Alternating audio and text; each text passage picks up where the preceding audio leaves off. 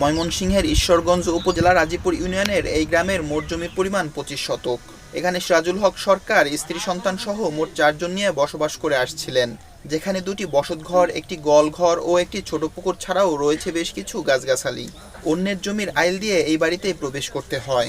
নিরাপত্তাহীনতার কারণে প্রায় 4 মাস আগে 15 লাখ টাকায় এই বাড়িটি বা গ্রামটি বিক্রি করে পাশেই পৈতৃক জমিতে টিনের ঘর করে পাড়ি জমিয়েছেন তারা। এই বাড়িটাতে আমি 1965 সন থেকে আমার আব্বাই করছিল এখানে বাড়ি। হ্যাঁ, আমার আব্বা মারা গেছে 65 সন থেকে দীর্ঘ 60 বছর যাবৎ আমি এই বাড়িতে আমি বসবাস করে আসতেছি। এখন তো ধরুন আমার ছেলেটা যদি না মরতো তে আমি এই বাড়িটা ছাড়লাম বলে।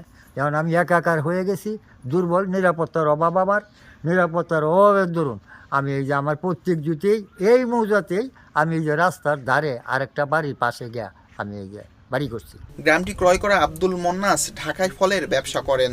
এই বাড়িটি তিনি ক্রয় করেছেন 15 লাখ টাকায়।